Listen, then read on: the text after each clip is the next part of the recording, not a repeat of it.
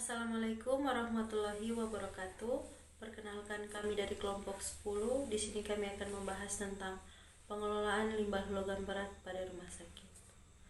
Nah, apa itu logam berat? Logam berat adalah zat yang dapat mencemarkan atau merusak, bahkan membahayakan lingkungan hidup, kesehatan, serta kelangsungan hidup manusia dan makhluk hidup lainnya. Logam berat ini juga memiliki daya racun yang mematikan terhadap organisme pada kondisi yang berbeda-beda. Logam berat ini mengakibatkan kematian terhadap beberapa jenis biota perairan jika kelarutan pada perairan tersebut cukup tinggi. Nah, logam berat ini juga diketahui dapat terakumulasi dalam tubuh suatu mikroorganisme dan tetap tinggal dalam jangka waktu yang lama sebagai racun. Oleh karena itu, perlu dilakukan pengelolaan limbah logam berat. Nah, biasanya limbah logam berat ini masuk dalam bahan berbahaya dan beracun atau biasa disingkat dengan B3. Nah, menurut PP nomor 101 tahun 2014 mengatakan bahwa B3 adalah zat atau energi ataupun komponen lain yang karena sifat, konsentrasi dan juga jumlahnya baik secara langsung maupun tidak langsung dapat mencemarkan dan juga merusak lingkungan hidup serta membahayakan lingkungan hidup, kesehatan, serta kelangsungan hidup manusia dan makhluk hidup lainnya. Selanjutnya ada jenis-jenis logam berat, di mana logam berat yang memiliki toksisitas tinggi itu ada raksa atau biasa disebut merkuri, kadmium, tembaga, perak, nikel, timbal, arsenik, kromium, timah, zinc, dan juga mangan. Nah, pada pelayanan kesehatan itu logam berat yang biasa ditemukan itu ada termometer merkuri pecah, sphygmomanometer merkuri pecah, kromium, dan juga kadmium. Nah, untuk kromium ini dia termasuk logam yang mempunyai daya racun yang tinggi yang dapat mengakibatkan terjadinya keracunan akut dan juga keracunan kronis. Kromium ini kemungkinan besar berasal dari limbah laboratorium atau logam sisa pembakaran. Nah, untuk kadmium dan juga merkuri biasanya dikumpulkan secara terpisah. Di sini selanjutnya saya akan menjelaskan mengenai pemilahan, pewadahan, pemanfaatan kembali, dan juga daur ulang. Kenapa sih pemilahan harus dilakukan sebelum dilakukan ke pengelolaan selanjutnya? Berikut alasannya. Yang pertama, pemilahan itu akan mengurangi jumlah limbah yang harus dikelola baik sebagai limbah B3 atau sebagai limbah medis, karena di sini limbah non-infeksius telah dipisahkan dari limbah yang tadi. Kemudian yang kedua, pemilahan itu akan mengurangi limbah karena akan didapatkan atau akan menghasilkan alur limbah padat yang mudah, aman, dan juga efektif untuk biaya daur ulang, pengomposan, dan juga pengelolaan selanjutnya. Yang ketiga, pemilahan akan mengurangi jumlah limbah B3 yang terbuang bersama limbah non B3 lainnya ke media lingkungan. Sebagai contoh, memisahkan merkuri sebelum dibuang atau sebelum dikelola selanjutnya, sehingga tidak terbuang bersama limbah non B3 lainnya. Nah, yang terakhir, kenapa sih pemilahan itu perlu dilakukan?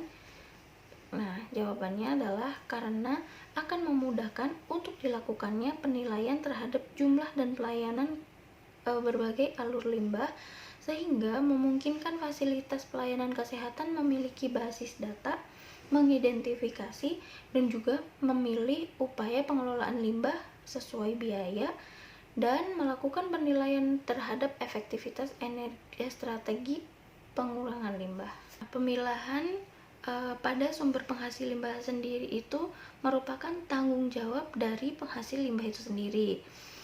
Nah, untuk efisiensi pemilahan limbah dan untuk mengurangi penggunaan kemasan yang tidak sesuai, maka penempatan dan juga pelabelan pada kemasan harus dilakukan secara benar dan juga tepat, diberi label yang jelas, perlu digunakan kantong dengan warna-warni yang berbeda untuk menunjukkan harus kemanakah kantong plastik itu akan dilakukan pengelolaan selanjutnya. Kegiatan pengelolaan limbah B3 dari fasilitas pelayanan kesehatan memiliki potensi yang membahayakan manusia, termasuk para pekerja. Nah, untuk itu perlu dilakukan perlindungan untuk pencegahan cedera bagi semua pekerja di setiap rangkaian pengelolaan kegiatan pengelolaan limbah tersebut. Nah, untuk itu apa aja sih yang perlu dilakukan untuk melakukan perlindungan pekerja? Yang pertama yaitu penggunaan alat pelindung diri atau yang sering disebut dengan APD. Nah, di sini semua petugas yang menangani limbah diwajibkan untuk menggunakan APD yang meliputi helm, masker, tergantung. Kemudian yang ketiga itu pelindung mata atau Google. Nah, ini juga tergantung pada kegiatannya. Kemudian apron, pelindung kaki atau sepatu boot, dan juga sarung tangan sekali pakai. Nah, yang kedua yaitu higiene perorangan. Ini bisa dilakukan dengan cara mencuci tangan dengan air mengalir, pakai sabun, dan juga cairan antiseptik. Nah, yang ketiga yaitu pemberian imunisasi kepada petugas yang menangani limbah. Yang keempat yaitu praktik pengelolaan limbah. Jadi, para pekerja ini bisa berkontribusi untuk mengurangi resiko yang dihadapi ketika menangani limbah. Kemudian yang kelima yaitu dilakukan pemeriksaan atau medical check up rutin minimal 2 tahun sekali. Terakhir yaitu dengan cara pemberian makanan tambahan bagi para pengelola limbah. Setelah dilakukan pemilahan, kegiatan selanjutnya yaitu berupa pewadahan. Nah, untuk pewadahan ini harus disesuaikan dengan metode atau proses yang akan dilakukan untuk pengelolaan atau pengelolaan limbah yang akan dilakukan. Limbah logam berat di sini yang misalnya kayak kadmium, merkuri itu harus dikumpulkan secara terpisah.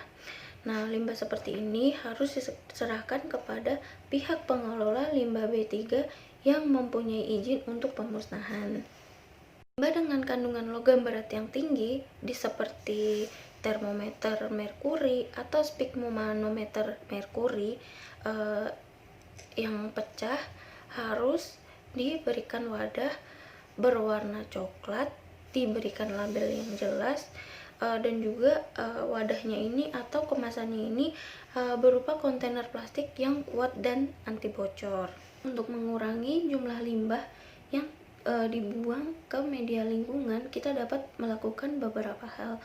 Yang pertama yaitu dengan cara pengurangan limbah. Kegiatan pengurangan limbah ini dapat dilakukan dengan cara mengeliminasi atau mengurangi penggunaan material berbahaya atau material yang lebih sedikit menghasilkan limbah. Seperti contohnya penggunaan termometer merkuri diganti dengan penggunaan termometer digital. Kedua yaitu berupa pemanfaatan kembali atau reuse. Kegiatan ini dapat meningkatkan standar desinfeksi atau sterilisasi dari peralatan atau material yang bisa digunakan kembali. Terakhir, upaya yang dilakukan untuk mengurangi jumlah limbah yang dapat mencemari lingkungan yaitu dapat dilakukan dengan cara daur ulang atau recycling, di mana daur ulang ini merupakan proses pemanfaatan kembali komponen yang masih bermanfaat dengan melalui proses tambahan secara kimia, biologi, ataupun fisika yang dapat menghasilkan produk yang sama ataupun produk yang berbeda. Nah, beberapa material yang dapat dilakukan daur ulang yaitu antara lain bahan organik, bahan kertas, kaca, dan juga logam. Perkenalkan, saya Yulia Hikmatun Adila. Saya akan menjelaskan tentang pengelolaan limbah dengan kandungan logam berat. Nah, di mana limbah dengan kandungan logam berat yang tinggi ini, sebagai contoh yang tadi disebutkan ya, seperti termometer merkuri, untuk pengelolaan limbahnya itu berdasarkan pengelolaan limbah B3. Nah, untuk kode warnanya menggunakan warna coklat dan kemasannya itu digunakan kontainer plastik kuat dan anti bocor. Nah, untuk pengolahan, pemusnahan, dan pembuangan akhir limbah B3, kita harus mengetahui pengertian dari pengelolaan limbah B3 itu sendiri. Pengelolaan limbah B3 itu terdiri dari pengurangan, penyimpanan, pengumpulan, pengangkutan, pemanfaatan, pengolahan, dan penimbunan. Nah, ada beberapa persyaratan nih untuk tempat pengolahan limbahnya. Seperti tempatnya itu tidak boleh berisiko banjir.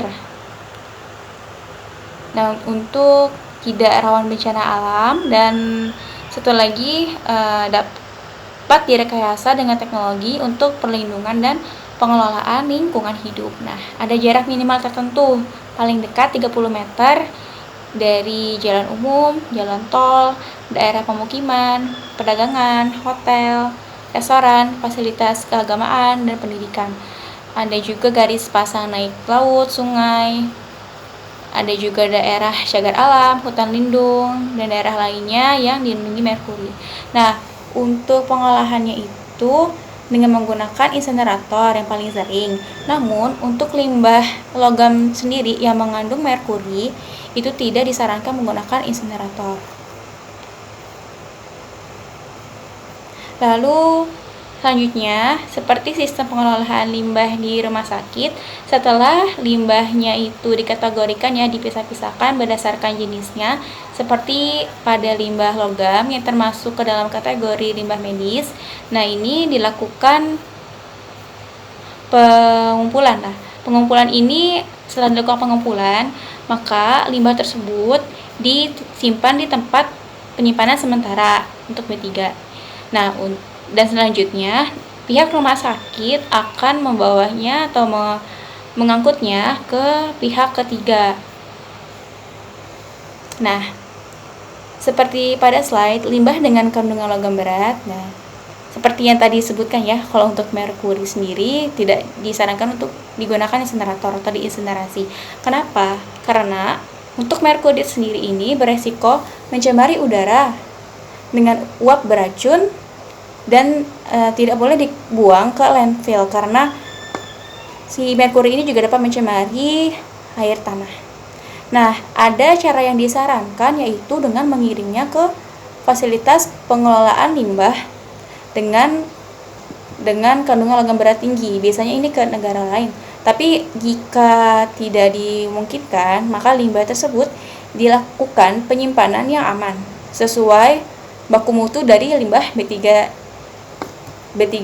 dari ketetapan KLH atau kesehatan lingkungan hidup. Nah, sebagai pembuangan akhir untuk limbah industri yang berbahaya, cara lainnya itu yang dapat digunakan untuk mengelola limbah ini adalah dengan cara kapsulisasi atau enkapsulasi. Setelah itu dilakukan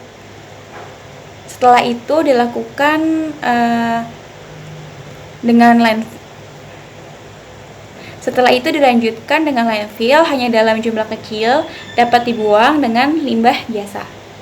Nah, di slide selanjutnya dijelaskan tentang enkapsulasi. Jadi untuk enkapsulasi ini dilakukan dengan cara solidifikasi limbah. Nah, untuk proses solidifikasi limbah itu sendiri salah satu metode pengolahan limbah B3 yang banyak dilakukan. Nah, tujuannya untuk mengubah limbah yang tadinya berbahaya menjadi tidak berbahaya karena permeabilitasnya berkurang dan kekuatan fisiknya meningkat sehingga mudah diangkut dan juga ditimbun. Nah, hal ini dilakukan agar tidak terjadi penindian terhadap limbah dan menghindari adanya pemulung yang mengakses limbah tersebut. Nah, untuk proses enkapsulasi ini dimulai dengan memasukkan limbah ke dalam wadah. Nah, sekitar 2/3 terisi, kemudian kita tambahkan material imobilisasi. Contohnya itu seperti pasir bituminus atau semen. Nah, biasanya wadah yang digunakan itu adalah drum seperti gambar ini ya. Ini adalah ilustrasi enkapsulasi jadi drum logam ini. Nah, atau dapat berupa yang namanya high density polyethylene. Lalu limbah yang dienkapsulasi ini dapat berubah. Nah, tadi limbahnya tadi dapat berupa abu dasar dari insinerator ya salah satunya. Lalu kemudian limbah hasil enkapsulasi ini dilakukan penimbunan di fasilitas penimbun saniter, penimbunan terkontrol, dan penimbunan akhir. Nah, untuk saniter dan terkontrol ini sudah diakui oleh pemerintah. Nah, jika untuk penimbunan akhir atau landfill dari limbah B3 pada kondisi darurat itu untuk penanggulangan keadaan bencana, nah ini tidak dimungkinkan untuk melakukan pengelolaan limbah B3 sebagaimana mestinya. Selanjutnya, teknologi pengolahan limbah yang mengandung logam. Salah satunya ada insinerasi. Insinerasi ini merupakan suatu proses di mana limbah padat medis dibakar dengan oksigen dari udara dan diubah menjadi gas hasil pembakaran serta residu yang berubah abu. Jenis dan karakteristik limbah yang dimusnahkan di insinerator ialah limbah infeksius, limbah patologi, limbah benda tajam, limbah farmasi, limbah sitotoksik, limbah kimia, limbah kandungan logam berat, dan wadah bertekanan. Prinsip kerja dari insinerator adalah pada proses pembakaran, ia mengubah limbah menjadi gas hasil pembakaran dan partikel-partikel abu yang kemudian dipindahkan atau disebarkan ke udara, sehingga mutlak diperlukan alat pemroses atau pengendali pencemaran udara agar insinerator tidak disebut sebagai alat penyebar racun ke udara. Ada beberapa parameter yang diperlukan pada saat menggunakan insinerator, yaitu ada parameter tempat pembakaran dan parameter tempat pengendalian polusi udara. Parameter tempat pembakaran yaitu ada temperatur, pressure drop, kebutuhan oksigen, karakteristik limbah, dan konsumsi bahan bakar atau energi yang diperlukan. Temperatur, pressure drop, dan kebutuhan oksigen sangat mempengaruhi insinerator, di mana pada temperatur insinerator memerlukan suhu yang tinggi dan pressure drop adalah selisih tekanan di luar dan di dalam ruang pembakaran. Jika pressure drop tinggi, berarti proses pembakaran kekurangan oksigen. Ini merupakan indikasi terjadinya proses pembakaran tidak sempurna, di mana pada proses ini banyak dihasilkan gas karbon monoksida dan dioksin, yang mana hal ini beracun.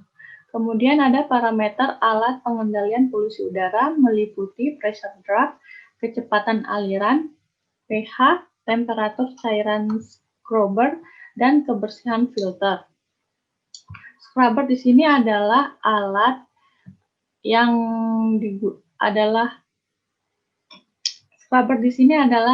suatu alat pencuci asap yang berbentuk tabung dan di dalamnya terdapat alat penyemprot air. Salah satu hasil akhir dari insinerator ialah abu. Abu sisa pembakaran harus dibersihkan secara berkala dari ruang pembakaran. Untuk membersihkan abu dari dalam ruang pembakaran, maka insinerator harus dipadamkan dan didinginkan. Proses ini memerlukan waktu 8 jam sebelum insinerator dapat dioperasikan lagi. Perlu dibuat jadwal ketat agar proses pembakaran limbah tidak terganggu, kecuali jika insineratornya bekerja secara otomatis. Maka hasil abunya dapat terbuang secara otomatis atau terbuang dengan sendirinya. Ada beberapa jenis insinerator. Yang pertama, insinerator ruang tunggal. Insinerator ruang tunggal ini, seperti pada gambar, hanya terdapat satu ruang. Dan pembakaran yang dihasilkan cenderung tidak sempurna karena bentuk ruang bakarnya yang datar dan kurangnya pemasokan oksigen. Pemakaian insinerator jenis ini untuk membakar limbah medis sebaiknya dihindarkan. Jenis insinerator selanjutnya yaitu insinerator multiruang atau multi-chamber. Insenerator ini sangat bagus untuk membakar limbah, terutama limbah yang memiliki kadar cairan yang tinggi.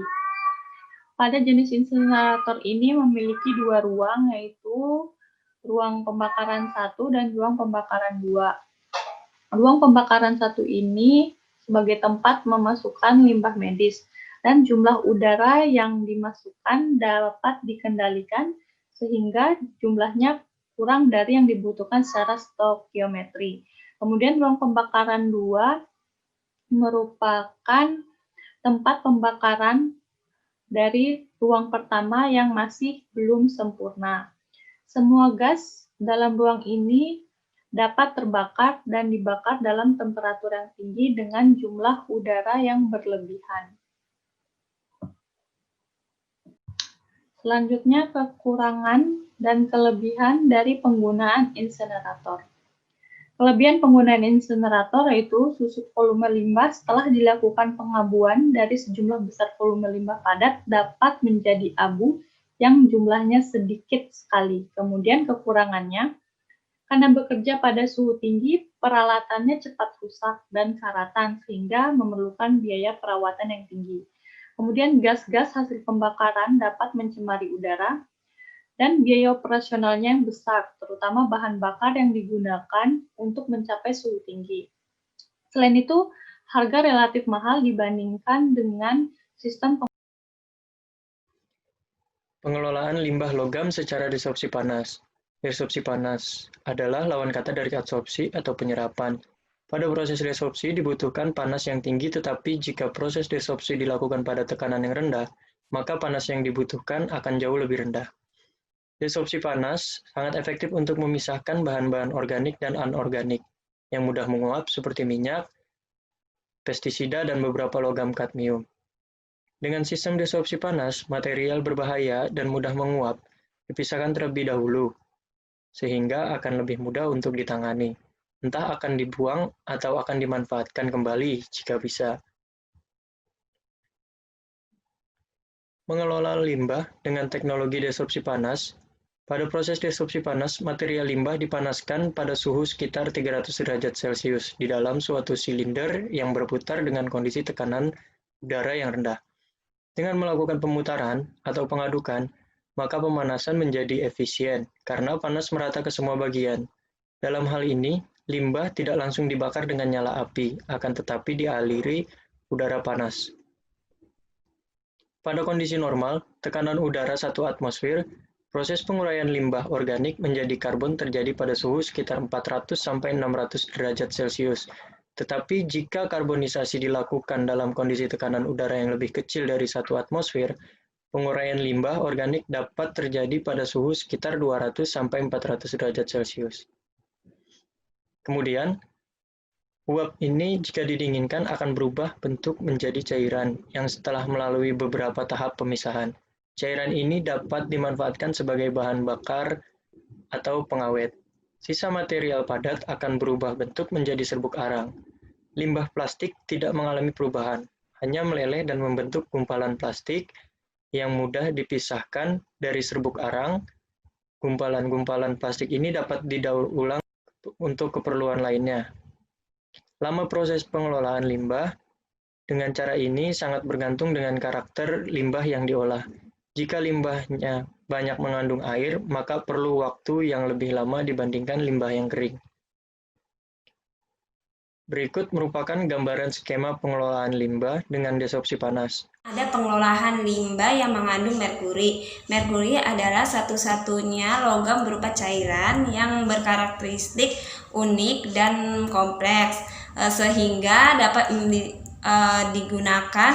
dimanfaatkan oleh kehidupan manusia sejak dulu, seperti untuk pertambangan, energi, manufaktur industri, dan kesehatan.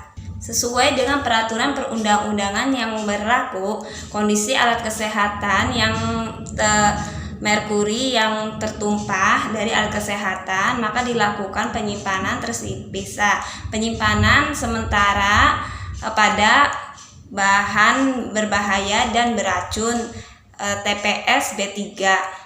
Alat kesehatan merkuri yang sudah pecah atau tertumpah akan dilakukan pengelolaan akhir, dan khususnya untuk alat yang aman tidak dilakukan ke pembakaran karena merkuri agar tidak berubah menjadi uap. Penanganan tumpahan atau pecahan.